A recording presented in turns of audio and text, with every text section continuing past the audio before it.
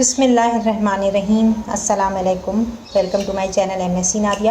آج کی ویڈیو میں ہم یہ ٹاپک ڈسکس کرنے والے ہیں قرآن اینڈ بایولوجی۔ تو اس میں ہم دیکھیں گے کہ قرآن میں جو آیات نازل ہوئی ہیں اس میں جو فیکٹس بیان کیے گئے ہیں وہ بعد میں بھی بایولوجیکل ریسرچ سے بات ثابت ہو گئی ہے۔ The Almighty Allah has conveyed him great knowledge about the origin and characteristic of animals and plants through our holy book, the Quran. A few ayah are quoted as under. Allah says, وَجَعَلْنَا مِنَ الْمَاءِ كُلَّ شَيْءٍ حَيٍّ. We made every living thing from. تمام جانداروں کو پانی سے پیدا کیا گیا ہے۔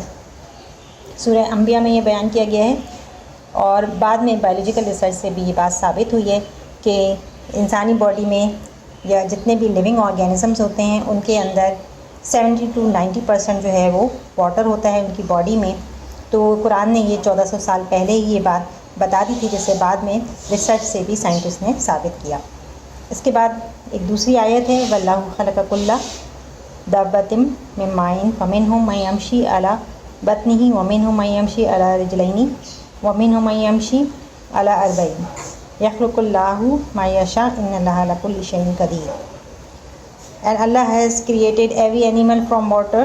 Of them there are some that creep on their bellies, some that walk on 2 legs, and some that walk on 4 legs. Allah creates what He will. Allah is able to do all things. تو اس آیت میں کہا جا رہا ہے کہ اللہ تعالیٰ نے تمام جانوروں کو ایک ہی پانی سے پیدا کیا ہے، ٹھیک ہے، لیکن اگر آپ دیکھیں تو وہ مختلف ہوتے ہیں۔ کچھ ایسے اینیمل ہیں جو اپنے پیٹ کے بل پر چلتے ہیں، اور کچھ جو ہے وہ 2 ٹانگوں پر چلتے ہیں، اور کچھ 4 ٹانگوں پر۔ اللہ جو ہے وہ جو چاہے کر سکتا ہے کیونکہ وہ ہر شے پہ قادر ہے۔ تو اس طرح سے اینیملس میں بھی ڈفرینس ہے۔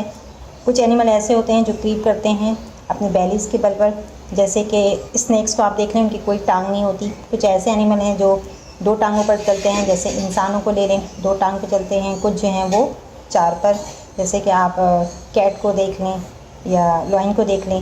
تو اس طرح سے مختلف ہیں، ہر اینیمل دوسرے سے مختلف ہوتا ہے۔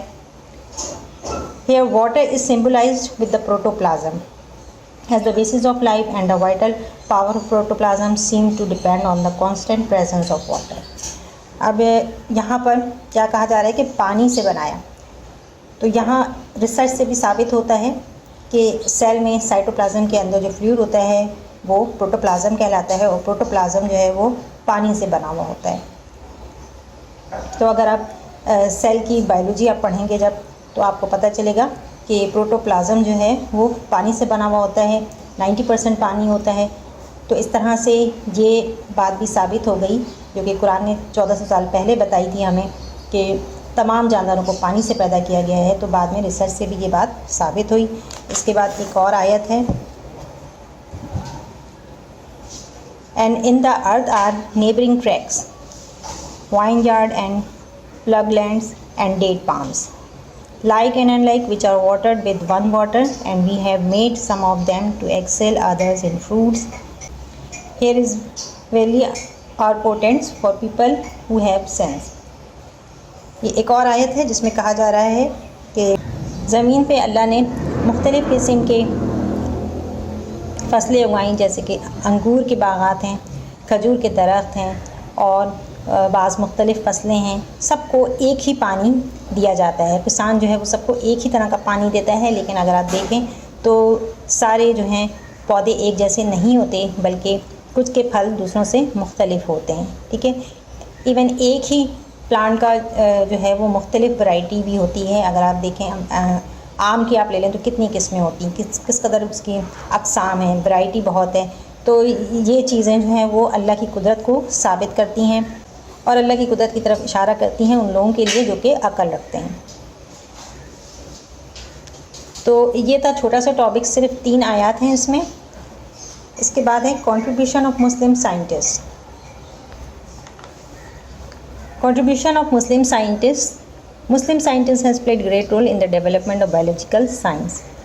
مسلمانوں نے بھی بہت زیادہ کام کیا ہے بایولوجیکل سائنس میں۔ اس سے پہلے یونانی جو ہے وہ مشہور تھے، انہوں نے بھی کافی کام کیا، لیکن بعد میں مسلمس سائنٹسٹ میں بھی بہت کام کیا ہے. They began experiments and observation from the first century of ہجرا. ہجری کے پہلے ہی سال سے انہوں نے ایکسپیریمنٹس آبزرویشن شروع کر دی. Following are some details about the important Muslim scientists who made significant contribution towards the development of biology. یہاں پر کچھ سائنٹسٹ کا جو ہے وہ ذکر ہے جنہوں نے کنٹریبیوشن کیا ہے، جن کا بہت زیادہ اہم حصہ رہا ہے بایولوجی کی ڈیولپمنٹ میں. ویسے تو یہاں پر صرف آپ کو 3 نام نظر آ رہے ہیں، لیکن یہ 3 نہیں ہیں، 3 سے زائد ہیں. پرانی بک میں اچھے خاصے سائنٹسٹ کا نام تھا، لیکن ابھی انہوں نے اس ٹاپک کو شارٹ کر دیا ہے. ٹھیک ہے، تو پہلے ہیں جابر بن حیان. He was born in Iran. He worked in the field of chemistry, but he also wrote a number of books on plants and animals. جابر بن حیان ایران سے تعلق رکھتے تھے اور کیمسٹری میں انہوں نے بہت کام کیا ہے. انہوں نے پلانٹس اور اینیملس پر کتابیں لکھی، جس میں النباتیات ہیں جو کہ پودوں پر ہے، اینڈ الحیوان یہ اینیملس پر بک ہے. Are his 2 famous books on plants and animals, جو کہ بہت ہی مشہور کتابیں ہیں. نمبر 2 ہے عبد الملک اسماعی. He was great zoologist and wrote many books on animals like الخیل آن ہارس، الابل آن کیمل. عبد الملک جو ہیں یہ زولوجسٹ تھے، اور اسی حساب سے انہوں نے جو کتابیں لکھی ہیں وہ اینیملس پہ لکھی ہیں، جیسے کہ ایک ہارس پہ لکھی ہے الخیل، الابل کیملس پہ لکھی ہے، اور شیپ پر الشات لکھا ہے.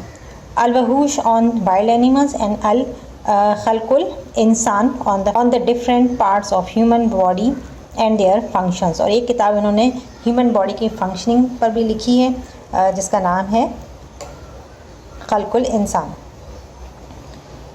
اچھا، اس کے بعد ہیں ابو علی سینا. He was greatest of all Muslim scientist and considered as the founder of medicine. ابو علی سینا کا بہت نام ہے، میڈیسن کے جو ہیں یہ فاؤنڈر ہیں، کیونکہ پرانے وقتوں میں حکیم ہوا کرتے تھے، تو حکیم ہی سارا علاج کرتے تھے. وہ مرض کو تشخیص بھی خود کرتے تھے، اس کو آئیڈینٹیفائی کرنا، پھر اس کے لیے دوا تیار کرنا، تو یہ سارے کام خود کرتے تھے. یہاں تک کہ سرجری بھی اگر ضرورت پڑتی تھی تو وہ بھی کرتے تھے. تو آج کے دور کی طرح نہیں تھا کہ جیسے کہ کان کا ڈاکٹر الگ ہوتا ہے، اس کے مختلف آرگنس کے لیے الگ الگ ڈاکٹر ہوتے ہیں جن کے پاس آپ کو جانا پڑتا ہے.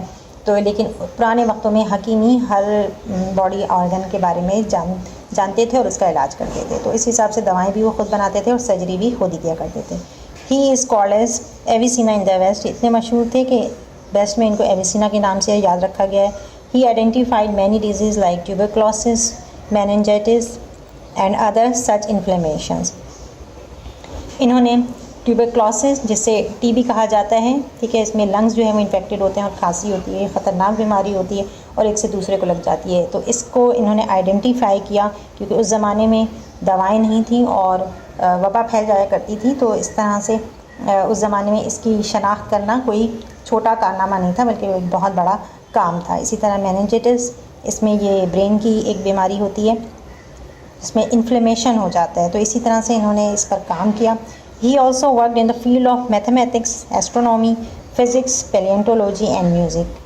اس کے ساتھ ساتھ انہوں نے میتھمیٹکس میں کام کیا، ایسٹرونومی میں ستاروں پر کام کیا، physics, palaeontology and music. He wrote books like القانون اینڈ فی الطب الشفا. اور ان کی 2 کتابیں ہیں. ایک ہے القانون، جس میں رولز آف میڈیسن کے بارے میں یہ کتاب ہے، اور فی الطب الشفا، شفا سے مراد کیا ہے کہ بیماری سے شفا حاصل کرنا. تو اس پر جو ہے ان کی کتاب ہے. یہ 2 کتابیں ہیں ان کی. تو آج کی ویڈیو کو یہیں پر اینڈ کرتے ہیں. ویڈیو پسند آئی ہو تو لائک اور شیئر ضرور کریے گا. چینل کو سبسکرائب کر لیں اور بیل آئیکن پر جا کر آل کو پریس کر لیں تاکہ میری ہر آنے والی ویڈیو آپ کو مل سکے. نیکسٹ ویڈیو تک کے لیے اللہ حافظ.